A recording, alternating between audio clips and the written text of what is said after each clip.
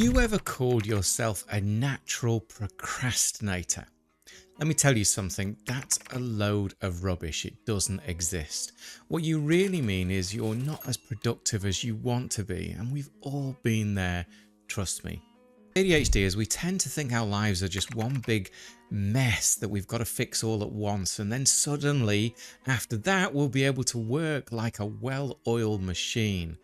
That's just ridiculous. Procrastination, it's not the real problem, it's just a symptom of something deeper. We've all been fed this lie that we're lazy or easily distracted, but that's not it at all. In this video, I'm going to lay it all out for you. I've got information that's going to really blow your mind and change the game for you. Plus, I'm hooking you up with a free workbook to help you build some self-awareness. Let's get going. So here's the real deal. As ADHDers, whether we're working a 9 to 5 or running your own business, we just don't function like everyone else, and we start thinking, if I could just fix everything, I'd be all perfect. That's not it. You've got to understand this. ADHD makes you different, and that's okay. Yes, we've got our challenges, but procrastination isn't the root of all evil. And neurotypical people have their challenges too. So what's the real problem then? Why are we wired so differently? Well, it all comes down to these things called executive functions. They're the reasons that some tasks feel like climbing Mount Everest for us, while neurotypical people might breeze right through them. We all struggle with different combinations of these executive functions, but the end result's really the same. We just can't get enough stuff done, the things that are really important. That's why we're going to dive deep into these executive functions today and how they could be messing with you and how you can start to build some awareness to take some real changes. In case you didn't know me, I'm Phil Drinkwater. I've been in the trenches helping ADHDers unleash their potential for quite a few years now. Someone with ADHD myself, I get it, and I've been exactly where you are. My mission is to get you from stuck to thriving. So, entrepreneurs with ADHD, understanding executive functions is a game changer, like a backstage pass to your brain. These are the 12 that every ADHD person really needs to know and understand, and this free workbook's going to help you figure out which ones are really tripping you up the most. Remember, ADHD looks different for everyone. We've got our own unique cocktail of struggles, so we've got to dig deeper and figure out what yours really are. Jump in and break them all down. First up, impulse control. This is all about putting the brakes on those split-second decisions. You know, like impulse buying, I buy things all the time, or driving headfirst into a project without thinking it through. Next, we've got goal-directed action. This is the one that keeps you locked in on the big picture, your long-term vision. And this starts slipping, shiny object syndrome tends to take over, and suddenly you're drowning in a million little tasks and projects.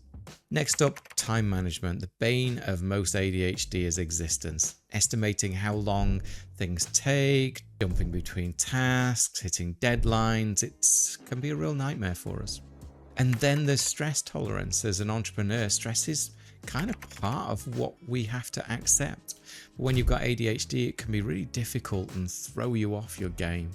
Emotional control is another big one. It's not just about handling stress, it's about keeping all of your feelings in check so they don't derail your productivity. Obviously, many of you will have heard of rejection sensitive dysphoria, and that's a key part of this for ADHD people. Another big one for ADHD and a real core element is attention and focus, and it's a classic ADHD struggle. When focus is a foreign concept to us, productivity feels like trying to run through quicksand. And then there's organization or lack of it.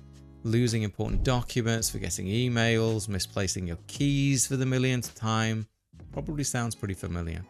And planning and prioritizing. If you can't nail these down, business is always going to be a bit of a mess. Really confusing. You'll be able to create a game plan and tackle the most important stuff first. Even if you've got a solid plan, task initiation can be a real kick in the teeth for you. You know exactly what needs to be done, but actually starting it, it's like your brain's on strike.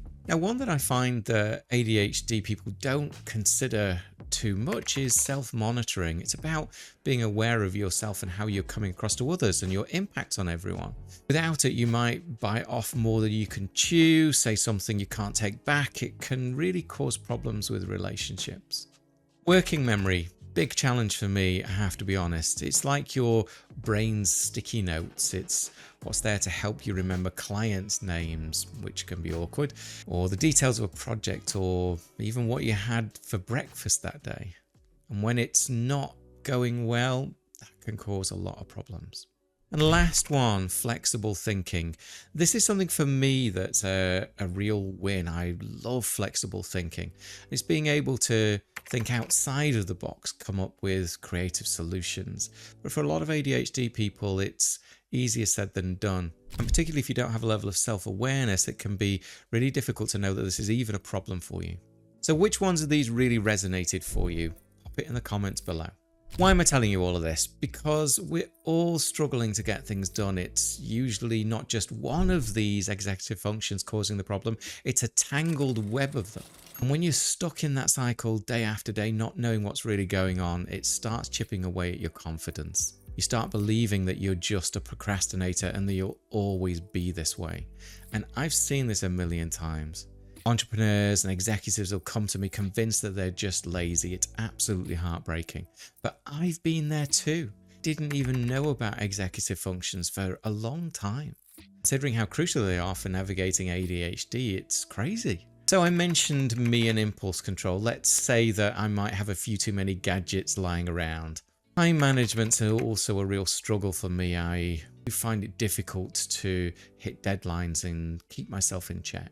If I do have some plans, sometimes it's really hard for me to follow through with them. It can really trip me up. And another difficulty for me is organization. It's definitely not my strong suit. I was a project manager for a long time, and that made it really difficult to do my job. When planning and prioritizing is a real challenge, project management becomes very hard. I think a lot of that comes down to my working memory though. I can only juggle so many things in my head at once. As I mentioned, flexible thinking is a real superpower of mine, and I can always come up with a creative solution. It's one of the things that really makes me a successful coach. Here's the thing, when ADHDers are struggling with productivity, they often get stuck in this black and white thinking area. They only see two options.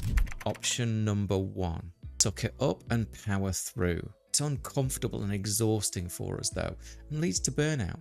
Option two, just give up. So I hear this constantly. People are convinced that these are the only two paths forwards. But on this channel, we're all about shattering that limiting set of options that we have for ourselves, because there's so many more creative solutions out there just waiting to be discovered, and ones which will suit you. To terms with your unique struggles is a really key part of breaking free from that victim mentality that you might have built up. It opens up a whole new world of possibilities for you and your business. Awareness is just the first step. Once you've got that locked down, you can start to work with your executive functions more rather than against them. Me, I had to get creative to outsmart my impulsive control issues, and I switched to a bank that allows me to separate accounts into different spending categories, and that was a real moment for me. I had financial control. My working memory struggles, I've got a foolproof system. The second something comes onto my radar, it goes straight into my calendar. That's a habit that I've built. Alarms, reminders, and everything, all is in this. And I make sure that everyone in my life knows how important this system is to me. So if I'm discussing something with them and I need to make a note about something, I do it right at that moment, unapologetically. But here's the thing, I didn't just wake up one day and have all these solutions figured out. It took time, trial and error, learning from my own ADHD brain. And that's the key. Slow and steady wins this race. Can't expect to fix everything overnight. Most important thing is just to start somewhere, anywhere. The problem with ADHD is that we want this instant gratification. We want to cross everything off our to-do list in one moment. That's a surefire recipe for overwhelm. We get paralyzed by the fear that if we start something and don't finish it, our entire organizational system comes crumbling down. that doesn't have to be true. The key is to go at your own pace. Tackle what feels manageable. Don't bite off more than you can chew in this moment. Otherwise, you're just setting yourself up for failure. How do you figure out what's really causing you struggles? How do you know if it's a planning problem or working memory problem? That's where real question comes in, the one we so often forget to ask ourselves. Why? In my coaching, I use a little something called the 5 whys. It's a technique that helps you drill down to the root cause of something, and we usually get there in 5 or so whys or less. Let's use me as a guinea pig. Let's say I'm procrastinating on responding to customer feedback. Why? Because I don't feel like talking to customers right now. Why is that? Because I'm scared of what they might say and I'm feeling a bit emotionally overwhelmed as it is. Okay, but why? Because they might have something negative to say and I don't want to face that at the moment. Well, why is that? Because I'm going to struggle handling the rejection. And there we are, we've hit the real root cause. It all comes down to this emotional control or rejection sensitive dysphoria. Now that I know that, I can start working on it, changing my processes, changing how I work in my business.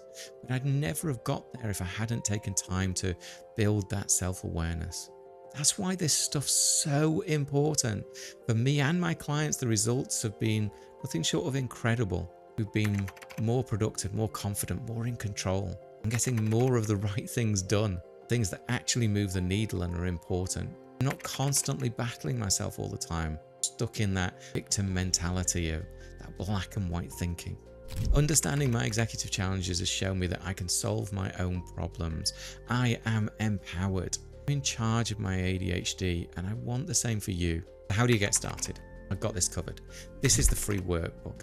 It'll walk you through the process of uncovering your unique executive function challenges. No more guesswork, just real life examples of how these struggles show up for ADHD entrepreneurs. You'll be able to pinpoint exactly how they're manifesting and showing up in your life.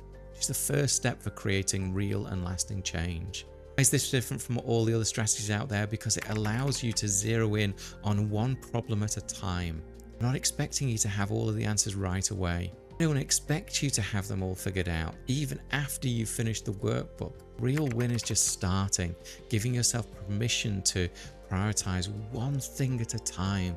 Make sure you download the workbook. It's waiting for you and it's completely free. What I'm offering you here is clarity, a new perspective, new certainty, a chance to see your challenges for what they really are. It might feel slower than what you're used to, but slow and steady is what's going to get you across the finish line, where you'll be more in charge of your ADHD. Today though, I'd also invite you to ask yourself a few questions. First, fast forward a month.